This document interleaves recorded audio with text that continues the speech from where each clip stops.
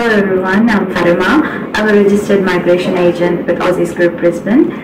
Today I'm going to talk to you about the partner visa process.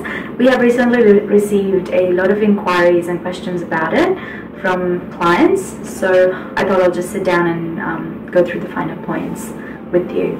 So with the partner visa, it has a few different subclasses. And if you're just coming into it, it might be a little bit daunting. But the subclasses are there just to differentiate between onshore or an offshore visa, and if it's at the temporary stage or at the permanent stage. So for some of you, the process might be really easy, and you probably think you can do it yourself, which you should be able to. However, for some others, it might not be as easy or straightforward. So as a migration agent, what we would do is break it down into easy, manageable steps and assist you through it. And we'll help you through with every minute detail. So some of the most common questions, that's what I thought I'll go through today. So one thing that we get asked is, how long does the relationship have to be, if that has any effect on whether you can apply or not? The short answer is, it does and it doesn't, because if you're a married couple, you don't really need to have been married for any particular time. You can be married for like a week or 2 weeks or a few months or a few years, you can apply. However, it does affect anyone applying on a de facto basis, because if you are a de facto couple, you need to have lived together for around 12 months.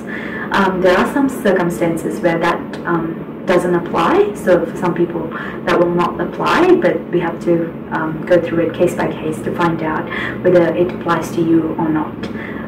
Another really common question is, what if we are in a de facto relationship but we've lived apart for time periods during our relationship? Again, the answer is yes, you can apply. We will have to look at the circumstances that pushed you to live apart, or why you had to make that decision, and then we'll have to apply it to your application and explain it away. So again case by case, so we'll have to sit down and go through it step by step.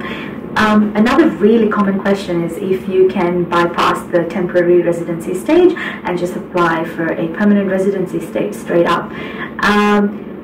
That you can't apply for the permanent residency straight up, but it has been granted before when you apply for the temporary stage.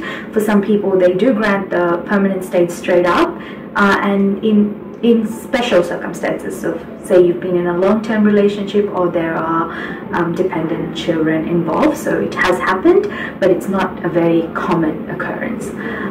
Another really important question that we have got in the past is, can I apply for a partner visa if I've been married to someone else before? Short answer is yes, you can. Again, we have to go through it and see if all the legal documents are in place, and if it's not, then we have to kind of finish that process and move on to this, and then prove just the genuinity of this current relationship. It is very important, though, to be honest with any past relationships. Withholding information from the department in the long run is not a good thing, so it's very important to be upfront and honest. If you have any further questions, or if you would like our assistance with your partner visa, or if you're thinking of doing the partner visa, please give us a call, or feel free to contact our office, or even just visit us.